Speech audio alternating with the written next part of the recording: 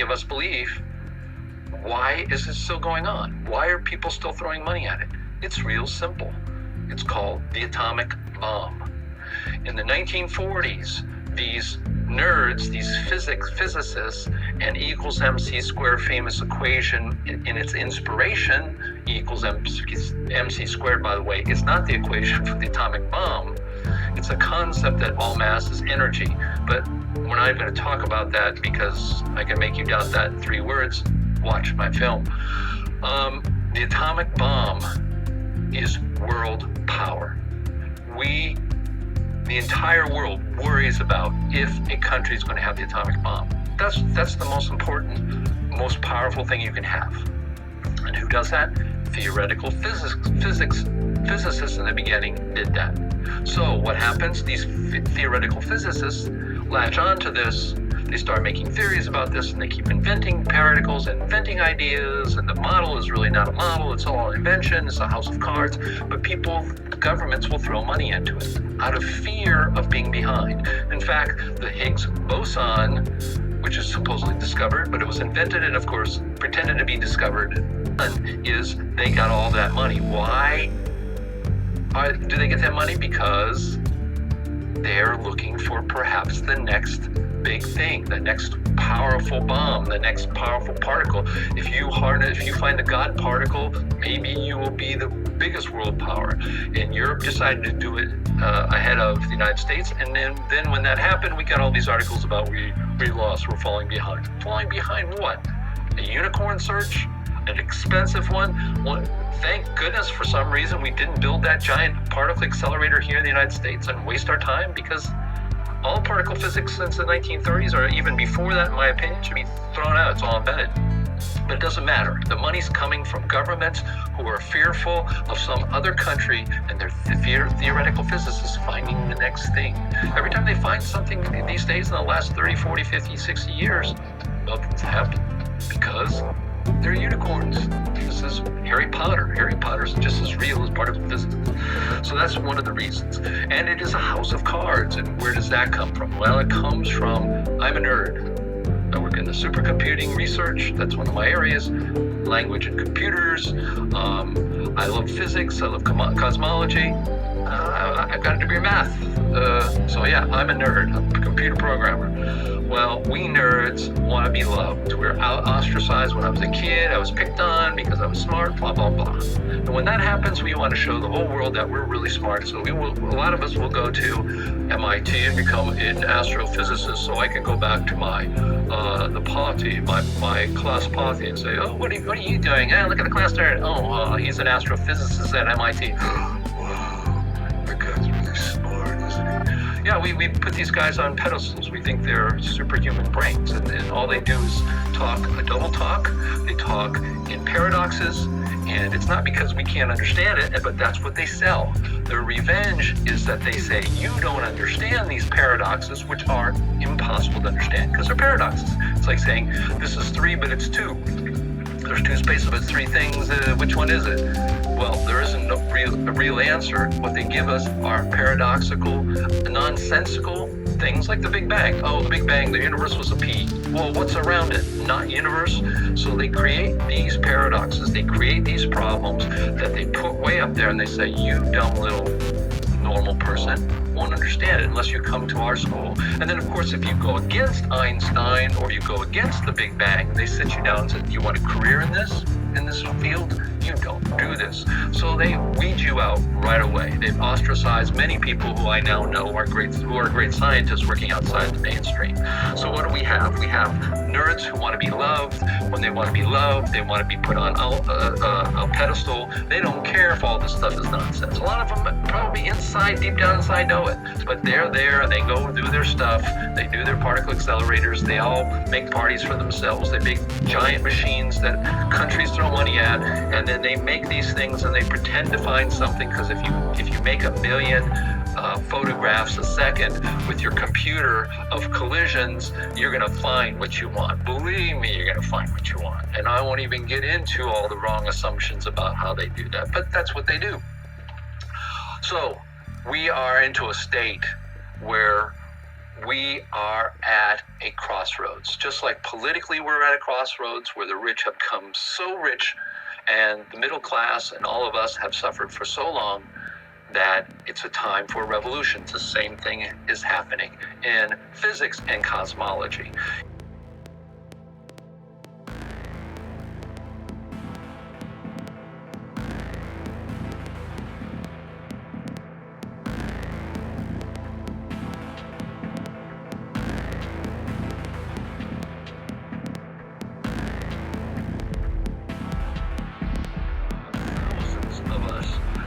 Into this, some of people for 60 years now, and believe it or not, thousands of people have come up with the same conclusions about what's wrong with relativity, what's wrong with the Big Bang, what's wrong with plate tectonics, what's wrong with particle physics, etc., etc.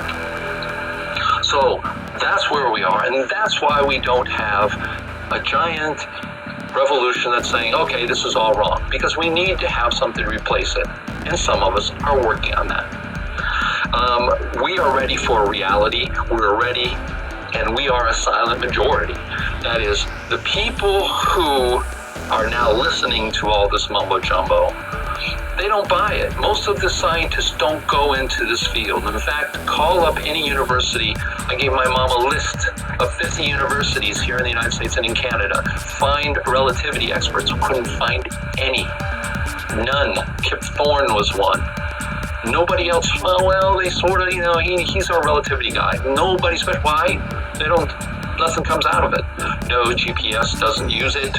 No, it doesn't. It shows its flaws. It doesn't support it. Ask Ron Hatch has 30 patents in it.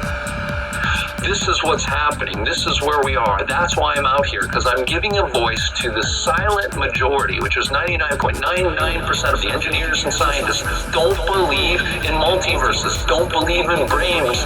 They don't even necessarily believe in the Big Bang because it doesn't make sense. Why would everything come together and apart? Just because you say it, just because you come up with theoretical. And we have no physicality. We don't know what light is. We don't know what gravity is. We don't know what electromagnetism is. We don't know what magnetic fields are. We don't even know really what electricity. It's an electron that doesn't go only meters a second, but it's going the speed of light supposedly. And then it magically turns into a photon on its way out of an antenna.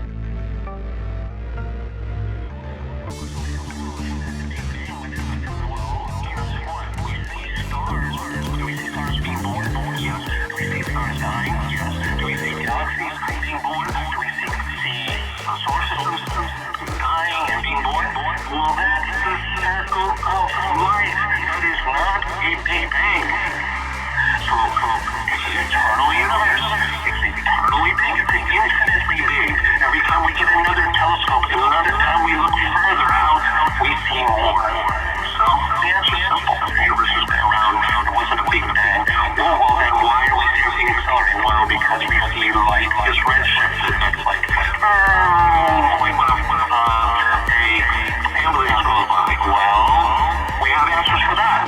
Light is a physical thing. That's what we think.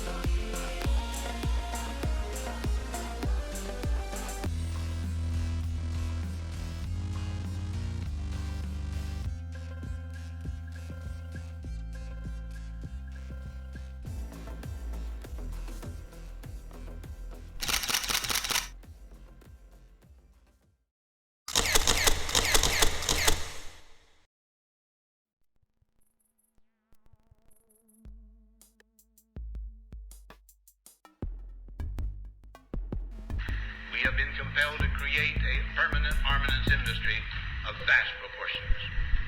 Added to this, 3.5 million men and women are directly engaged in the defense establishment. We annually spend on military security alone more than the net income of all United States corporations. Now, this conjunction of an immense military establishment and a large arms industry is new in the American experience. The total influence, economic, political, even spiritual, is felt in every city, every state house, every office of the federal government. We recognize the imperative need for this development, yet we must not fail to comprehend its grave implications. Our toil, resources, and livelihood are all involved. So is the very structure of our society. In the councils of government, we must guard against the acquisition of unwarranted influence, whether sought or unsought, by the military-industrial complex. The potential for the disastrous rise of misplaced power exists and will persist. We must never let the weight of this combination endanger our liberties or democratic processes. We should take nothing for granted. Only an alert and knowledgeable citizenry can compel the proper meshing of the huge industrial and military machinery of defense with our peaceful methods and goals, so that security and liberty may prosper together.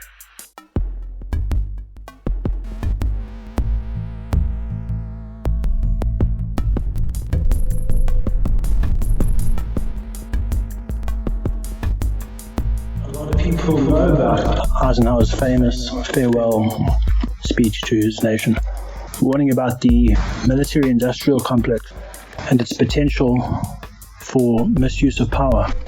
But a lot of people don't know that he actually gave another warning in that same farewell address about a scientific industrial complex.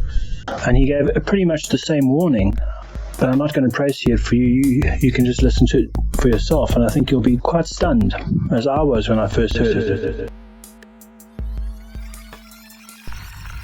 Akin to and largely responsible for the sweeping changes in our industrial military posture has been the technological revolution during recent decades. In this revolution, research has become central. It also becomes more formalized, complex, and costly. A steadily increasing share is conducted for, by, or at the direction of the federal government. Today, the solitary inventor, tinkering in his shop, has been overshadowed by task forces of scientists in laboratories and testing fields.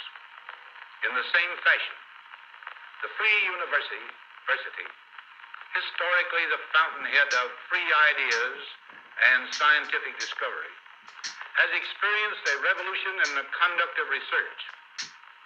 Partly because of the huge costs involved, a government contract becomes virtually a substitute for intellectual curiosity. For every old blackboard, there are now hundreds of new electronic computers.